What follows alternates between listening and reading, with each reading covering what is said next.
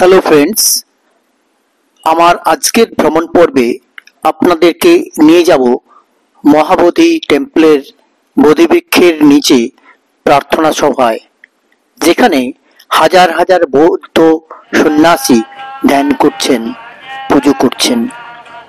মনে মনে একটা তৃপ্তি পাবেন। বোধগয়াতে আরো অনেক প্যাগোডা এবং বৌদ্ধ মন্দির এবং একটা সুন্দর পরিবেশে বাজেট হোটেলের সন্ধান দেব। ভিডিওটি স্কিপ না করে দেখতে থাকুন। যাতায়াতের জন্য ট্রেন, অটোর সমস্ত ইনফরমেশন পেয়ে যাবেন এই ভিডিওতে। যারা আমার চ্যানেলে নতুন তাদেরকে সাবস্ক্রাইব করতে অনুরোধ করব। ভিডিওটি দেখার শেষে ভালো লাগলে অবশ্যই লাইক করে কমেন্টে কিছু লিখে দেবেন। এবারের ভ্রমণটি এরকম: হাওড়া থেকে গয়া, গয়া থেকে বোধগয়া, বোধগয়া থেকে রাজগীর, রাজগীর থেকে বখতিয়ারপুর রেল স্টেশনে, ওখান থেকে বন্দে ভারত করে হাওড়া পৌঁছব। এটি আমার প্রথম পর্ব। রাজগীর চললাম একটি বিয়ে বাড়ি অ্যাটেন্ড করার উদ্দেশ্যে, রথ দেখা আর এক কলা বেচা। প্রথম দিন আমরা গয়া গিয়ে বুদ্ধগয়া চলে যাব। হাওড়া থেকে অনেক ট্রেন ছাড়ে, তবে আমরা ধরছি বন্দে ভারত। এই আমরা বন্দে ভারত এখন ছাড়বে কিছুক্ষণ পরেই। আমরা বন্দে ভারতে উঠে গয়া চললাম, গয়া গিয়ে বুদ্ধগয়া, তারপর আমরা রাজগীর, নালন্দা এবং রাজগীরের পার্শ্ববর্তী সমস্ত জায়গা এই ট্যুরে কমপ্লিট করব। বন্দে ভারতে দু ধরনের সিট অ্যাভেলেবেল, চেয়ার কার ও এক্সিকিউটিভ ক্লাস। আমরা এবার চেয়ার কারে টিকিট কেটেছিলাম। আমার বৈষ্ণোদেবী ভ্রমণ পর্বে বন্দে ভারতকে নিয়ে ভিডিও আছে। ব্রেকফাস্ট, লাঞ্চ, টি ও বাইরের সুন্দর প্রকৃতি দেখতে দেখতে এবং ট্রেনের এভারেজ স্পিড 95 কিলোমিটার/আওয়ার, কিন্তু স্মুথ ভাবে যেতে যেতে পৌঁছে গেলাম গয়া স্টেশনে।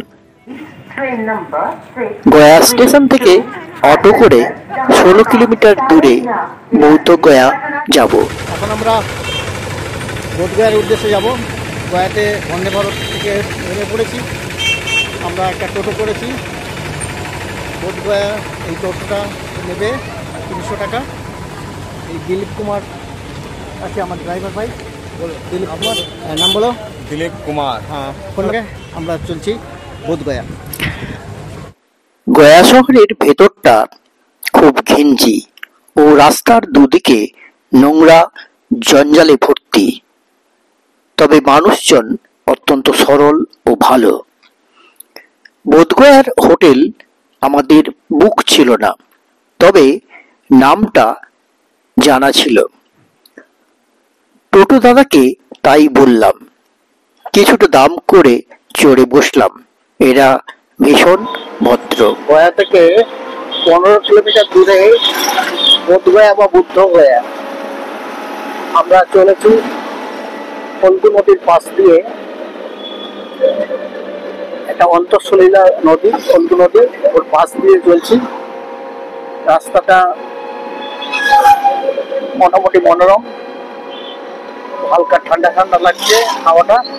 আমরা অটো ধরে, একটা অটো রিজার্ভ করে আমরা বোধগয়ার উদ্দেশ্যে চলছি ফল্গু নদীর পাশ দিয়ে।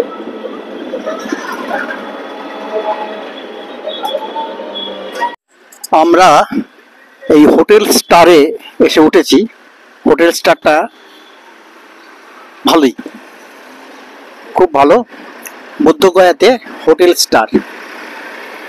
হোটেল স্টারে আমরা আছি 501 রুম নাম্বার, 5 তলাতে। লিফট আছে। এদের ডাইনিং আছে, খাওয়ার দাওয়ার আছে, কমপ্লিমেন্টারি ব্রেকফাস্ট সহ 3000 টাকা বলেছিল, 2800-তে কথাবার্তা হয়েছে।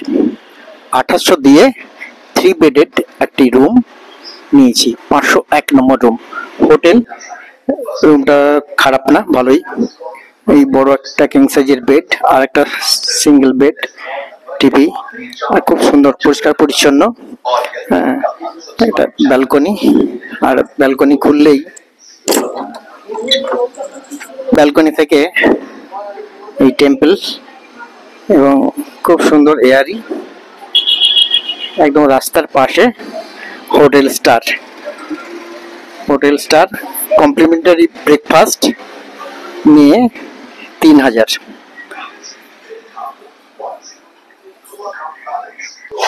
সুন্দর পরিষ্কার পরিচ্ছন্ন,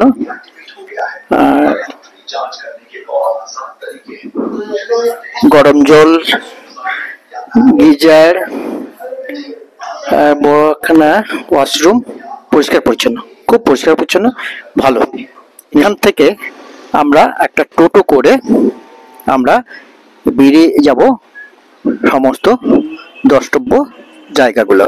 এই টোটো আমাদের একটা রিজার্ভ করে দিয়েছে এখানকার ছেলে। তো চলুন দেখি মহাবোধি টেম্পলের কাছে।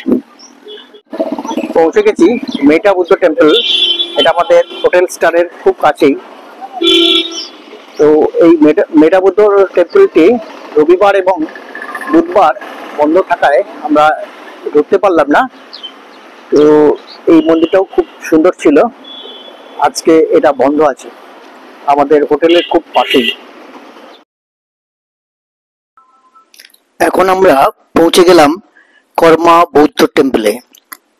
এটি একটি সুন্দর মন্দির যা তিব্বতের রিনপোচে দ্বারা নির্মিত।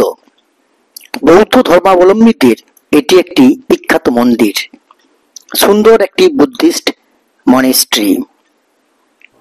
এই মন্দিরটি ভারতের রাষ্ট্রপতি আর ভেঙ্কট রমনের দ্বারা উন্মোচিত হয়েছিল।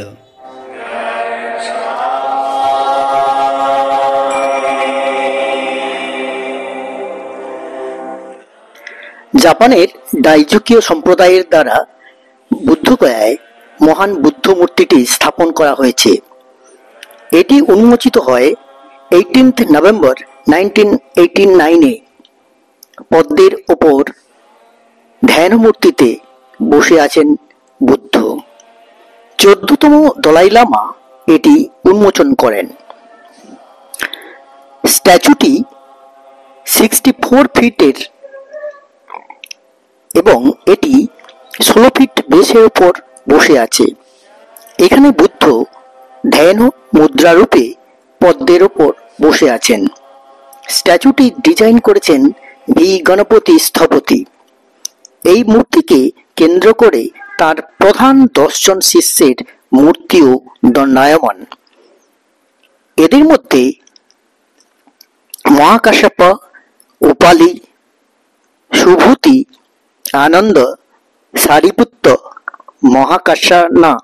এখানে দেখা যাচ্ছে একজন চীনা ধর্মগুরু মহাকাশ্যপ, উপালি এবং সুভূতি এই স্ট্যাচুদের বর্ণনা করছেন। ইনি আনন্দ ও সারিপুত্ত এই স্ট্যাচুদ্বয়কে বর্ণনা করছেন তার শিষ্যদের কাছে।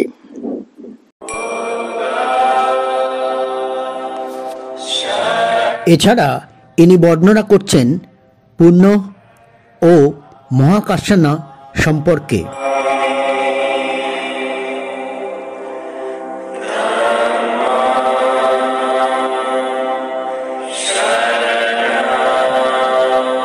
থাই বৌদ্ধ টেম্পল মনাস্ট্রি, কিছুটা রেনোভেশন হচ্ছে। থাই মনাস্ট্রির বুদ্ধ মূর্তি।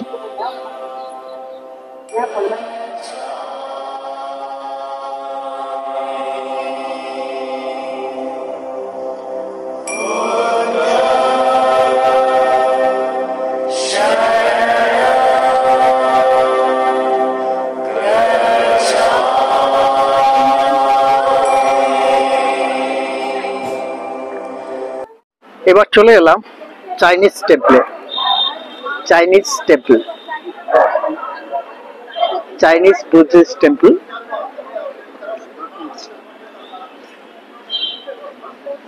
এখানেও সেই বুদ্ধ স্ট্যাচু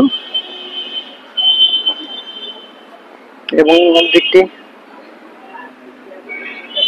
দারুণ। আমরা বেশ কয়েকটি বুদ্ধিস্ট টেম্পল দেখে নিলাম। এখন আমি চলে এসেছি চাইনিজ বুদ্ধিস্ট টেম্পলে। চাইনিজ বুদ্ধিস্ট টেম্পলের সামনেই এই বুদ্ধ মূর্তিগুলো দেখা যাচ্ছে। 3টে বুদ্ধ মূর্তি আলোয় সেজে গেছে। ধ্যান গভীর অবস্থায় রয়েছে মূর্তিগুলো। চাইনিজ মনেস্ট্রির বাইরে প্রচুর বুদ্ধ মূর্তি সহ অনেক ধরনের খেলনার দোকান রয়েছে, ঘর সাজানোর জন্য কিনে নিতে পারেন। বৌদ্ধ সন্ন্যাসীরা এখানে দেখা যাচ্ছে প্রচুর। রাস্তার দুদিকে তাকালে হাজার হাজার বৌদ্ধ সন্ন্যাসীকে হাঁটতে দেখা যাচ্ছে।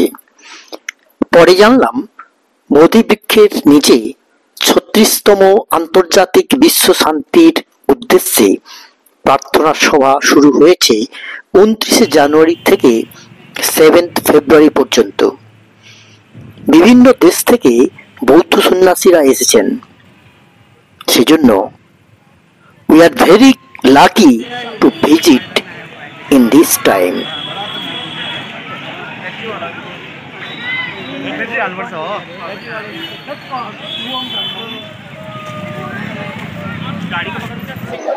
গয়া থেকে 15 কিলোমিটার দূরে বুদ্ধগয়া। আমরা চলে এসেছি সেই বুদ্ধগয়ার মেন মন্দিরের স্থানে। এই মেন মন্দিরের মূল গেট,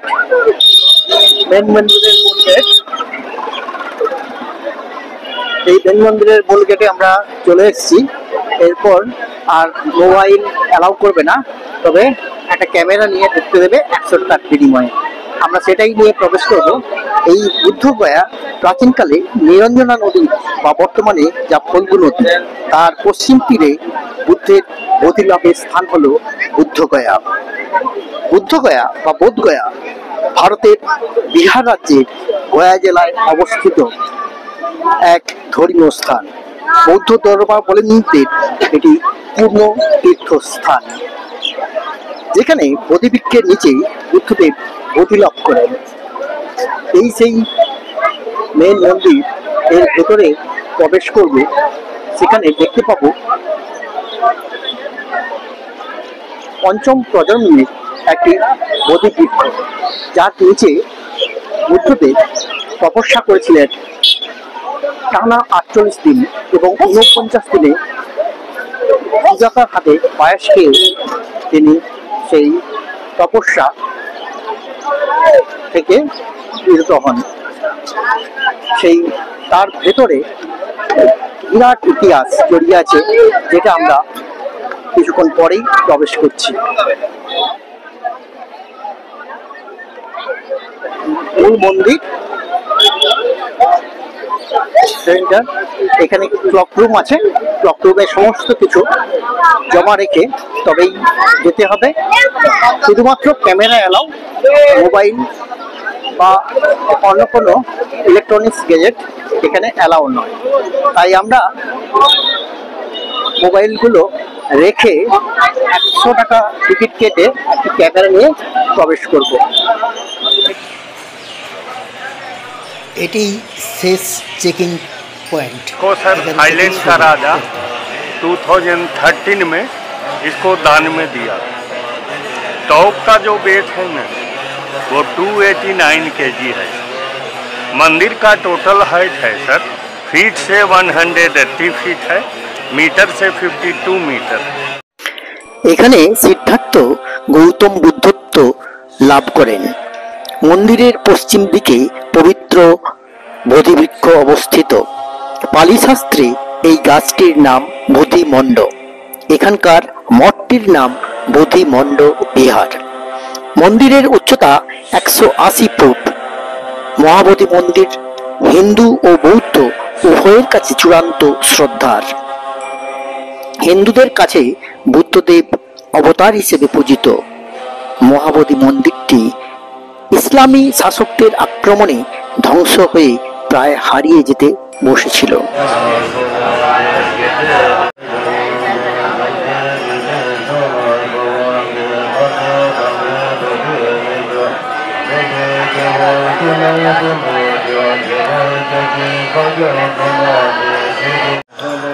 এত শান্ত পরিবেশ, এত শুদ্ধির পরিবেশ আর কোথাও নেই। এখানে এলে এক প্রশান্তির ছাপ পড়বে। বিভিন্ন ফুল দিয়ে সবাই বুদ্ধের চরণে সমর্পণ করছেন।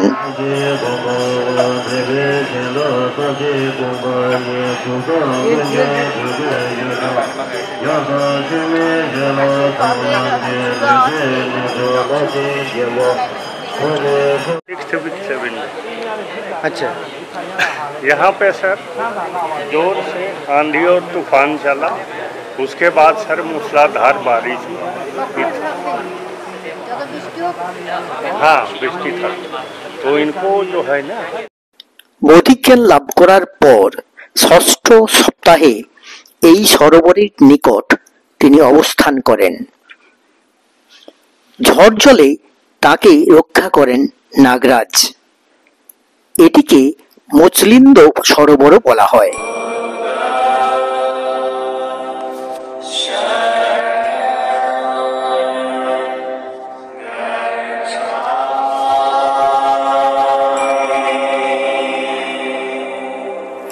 সম্রাট অশোক এই স্তূপগুলি তৈরি করেছিলেন। মাটির নিচে স্তূপগুলির কিছুটা অংশ এখনো আছে। এটি পঞ্চম প্রজন্মের গাছ। জীবনের অর্থ খোঁজার জন্য এই বৃক্ষের নিচে বুদ্ধ তপস্যা করেন। সম্রাট অশোকের নাম গৌতম বুদ্ধের সঙ্গে সমান্তরালভাবে জড়িয়ে থাকবে। তিনি বৌদ্ধ ধর্মের আদর্শ প্রচার করেছিলেন, আর বৌদ্ধ ধর্মের প্রবর্তক হলেন গৌতম বুদ্ধ। অশোক তার পুত্র মহেন্দ্র ও কন্যা সংঘমিত্রাকে বৌদ্ধ ধর্ম প্রচারের জন্য শ্রীলঙ্কায় পাঠান। গৌতম বুদ্ধের জন্মস্থান নেপালের লুম্বিনীতে অশোক স্তম্ভ নির্মাণ করেছিলেন অশোক।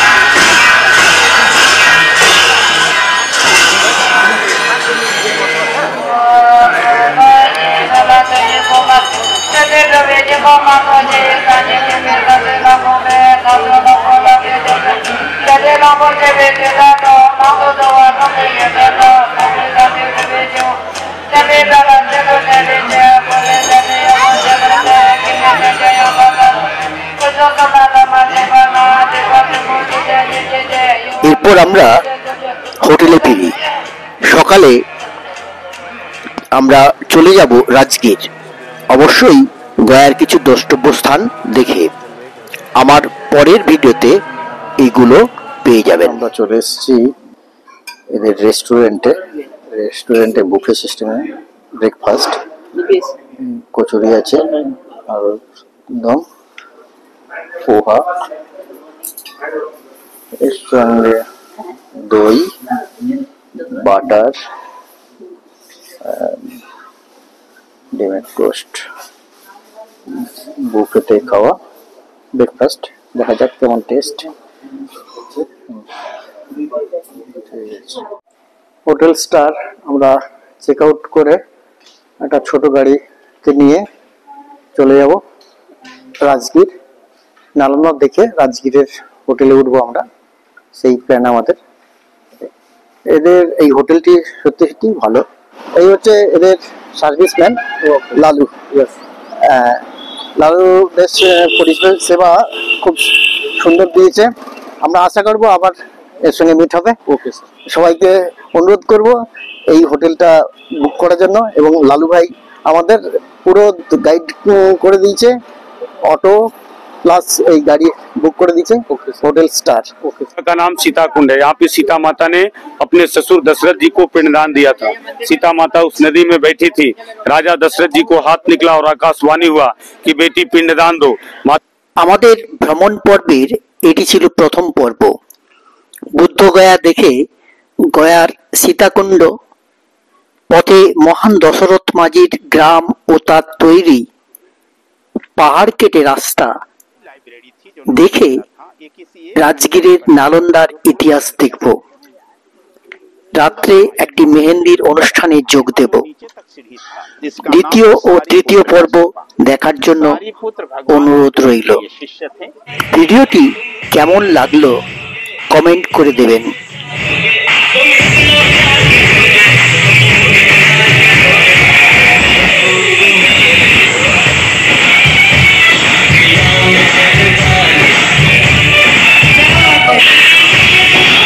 ভিডিওটি ভালো লাগলে অবশ্যই লাইক, শেয়ার ও কমেন্ট করতে ভুলবেন না। আবার দেখা হচ্ছে। ধন্যবাদ।